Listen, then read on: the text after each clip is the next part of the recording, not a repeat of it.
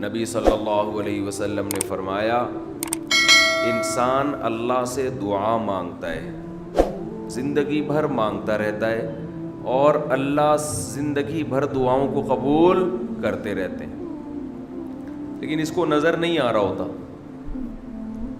اس کو نظر کہ اللہ اپنے طریقے سے دعا قبول کرتا ہے. اگر اللہ ایسے دعا قبول کرے نا, آپ نے ادھر کہا اے اللہ میری تنخواہ ڈبل کر دے, آفس گئے باس نے کہا کہ جناب نئے وزیر اعظم نے جو اعلان کیا ہے اس کی منظوری ہو گئی, ٹھا ٹھا کر کے ایسے دعائیں قبول ہونا شروع ہو جائیں تو غیب پر ایمان ختم. پھر تو دعا کی ترغیب دینے کی ضرورت ہی نہیں رہے گی. سب لوگ مصلی لے کے مسجد میں آ جائیں گے, سارا دن دعائیں مانگتے رہیں گے کہ اللہ سے جو مانگو ملتا ہے. خربوزہ مانگو خربوزہ ملتا ہے, تربوز مانگو تربوز ملتا ہے, افطاری میں پکوڑے مانگو پکوڑے ملتے ہیں, سموسے مانگو بھوک لگ رہی ہے کیا کریں سموسے ملتے ہیں, جو مانگو وہ ملتا ہے. دعائیں تو لازمی قبول ہوتی ہیں, لیکن انداز وہ ہوتا ہے جو اللہ کرتے ہیں. اللہ کہتے ہیں میں اپنے طریقے سے کروں گا. اب اس کی بڑی لمبی چوڑی تفصیل ہے کہ کیسے قبول ہوتی ہے. بعض دفعہ جو چیز مانگ رہے ہیں اللہ وہی دے دیتا ہے آپ کو, بعض دفعہ اس کا متبادل دے دیتا ہے, آلٹرنیٹ دے دیتا ہے, بعض دفعہ نہ آلٹرنیٹ دیتا ہے نہ وہ چیز دیتا ہے. کوئی مصیبت آنے والی ہوتی ہے, اس دعا کی برکت سے اس مصیبت کو ٹال دیتا ہے. آپ اپنے بیٹے کے لیے بچی کے لیے دعا مانگ رہے ہیں اس کو ٹھیک کر دے, وہ ٹھیک نہیں ہوئی لیکن دوسری نے بیمار ہونا تھا, اللہ نے اس سے وبا کو ٹال دیا. تو جن کا غیب پر ایمان ہوتا ہے وہ تو مانگتے ہیں, اللہ سے مانگتے ہیں. پتہ ہے بھائی یہ ہو نہیں سکتا کہ جس خدا نے کہا ہے کہ میرے سامنے ہاتھ اٹھاؤ, حدیث میں آتا ہے اللہ میں اتنی غیرت ہے کہ جب کوئی اللہ کے سامنے ہاتھ اٹھا کے مانگتا ہے تو اللہ کو خالی ہاتھ لوٹاتے ہوئے حیا آتی ہے. بڑے سیٹ کے پاس کوئی بھکاری جائے اور پیسے مانگے اور وہ اس کو دھتکار دے تو بھکاری کہے گا نا یار نام تو بڑا سنا تھا آپ کا, بڑے سخی ہو.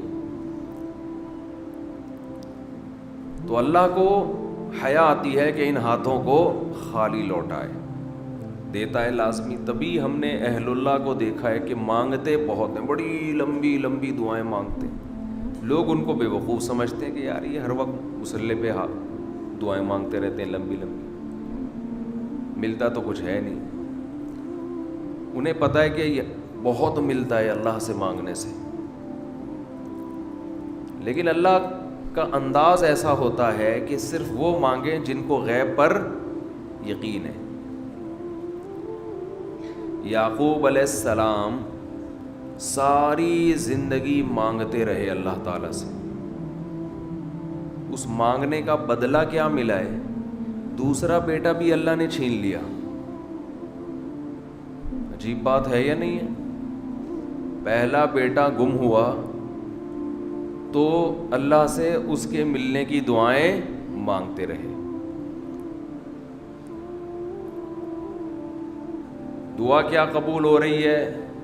قحط پڑ گیا, کھانے پینے سے بھی گئے, اس سے بڑی مشکل. راشن لینے کے لیے بھیجا مصر اپنے بیٹوں کو, تو دوسرا بیٹا بھی بولو گیا, وہ بھی بادشاہ نے رکھ لیا. روتے روتے آنکھوں کی بینائی چلی گئی. آپ کی اولادیں آپ سے کیا کہنے لگی؟ تاللہ تفتأ تذکر یوسف, اللہ کی قسم آپ یوسف کو ابھی تک یاد رکھا ہوا ہے. حتی تکون حرضا او تکون من الہالکین, آپ کی جان نہ چلی جائے. تو زبان سے یہ نہیں کہا کہ میں اللہ سے مانگ مانگ کے تھک گیا ہوں لیکن اللہ دینے کے لیے تیار نہیں ہے, میرا تو دوسرا بیٹا بھی گیا. جب دوسرا بیٹا بھی گیا ہے نا, اس وقت یہ الفاظ کہیں کہ آنکھوں کی بینائی چلی گئی، گھر والے کہنے لگے کیا آپ کو ابھی تک یاد ہے؟ کچھ چیزیں غیر اختیاری ہوتی ہیں، اپنے اختیار سے غم کو سوچنا یہ شریعت میں جائز نہیں ہے، لیکن کچھ چیزیں انسان کے اختیار میں نہیں ہوتی۔ وہ غم جو آپ کے اختیار میں نہیں ہے اس پہ آپ کو گناہ نہیں ملتا، بلکہ صبر پہ ثواب ملتا ہے۔ شریعت میں حکم یہ ہے کہ غم کو بھول جاؤ، اس کو ایک ہی چیز کو لے کے مت بیٹھے رہو۔ لیکن حضرت یعقوب علیہ السلام کو اپنے بیٹے سے اتنی محبت، ظاہر ہے اس بیٹے میں بہت ساری خصوصیات تھیں، وہ جانتے تھے کہ اللہ ان کو پیغمبر بنائے گا، کہ اتنے عرصے کے بعد بھی آپ کے دل سے غم نہیں نکلا، لیکن اس غم کو لے کر زندگی گزار دی، کسی کے سامنے اللہ کی شکایت نہیں کی کہ میرے ساتھ کیا ہو رہا ہے۔ اور دعا قبول کیسے ہو رہی ہے کہ دوسرا بیٹا بھی گیا، بیٹوں نے آ کے بتایا کہ آپ کے بیٹے نے چوری کی تھی جس کی وجہ سے بادشاہ نے اس کو رکھ لیا۔ قال بل سولت لکم انفسکم امرا، باپ نے کہا تم نے جیسے پہلے ایک کہانی گڑھی تھی دوبارہ سے ایک کہانی گڑھ لی ہے۔ حالانکہ اس دفعہ بیٹے سچ بول رہے تھے، چوری تو نہیں کی تھی لیکن الزام لگا تھا چوری کا۔ تو یعقوب علیہ السلام نے دوسرے بیٹے کے جانے پہ ایک لفظ ناشکری کا زبان سے نہیں نکالا، بلکہ کیا کہا؟ انما اشکو بثی وحزنی الی اللہ واعلم من اللہ ما لا تعلمون، میں اپنا غم تمہارے سامنے بیان نہیں کرتا، صرف اللہ کے سامنے بیان کرتا ہوں، اور اللہ کے بارے میں وہ کچھ جانتا ہوں جو تم نہیں جانتے۔ کیا مطلب؟ وہ مجھے تسلی دے رہا ہے، اس میں خیر ہوگی، ہمارا کام ہے مانگنا، ہم بھکاری ہیں۔ یہ تو ملحد اور خدا کے منکر لوگ ہیں جو مسلمانوں کا مذاق اڑاتے ہیں کہ یہ دعائیں مانگتے ہیں اور ان کو ملتا کچھ نہیں ہے۔ او بھائی ہمیں اس سے غرض ہی نہیں ہے کہ رب کیسے دے رہا ہے، ہمیں اس نے پابند بنا دیا مانگو، تو ہمیں اہل اللہ کو تو مزہ اس سے آتا ہے کہ اس نے ہمیں بول دیا مانگو، وہ نہ بھی دے، مانگنا ہی ہمارے لیے سب کچھ ہے۔ تو میں جو بات عرض کر رہا تھا وہ یہ تھی کہ یعقوب علیہ السلام مانگتے رہے، پھر دوسرا بیٹا بھی چھن گیا، تو کوئی لفظ مایوسی کا زبان سے نہیں نکالا۔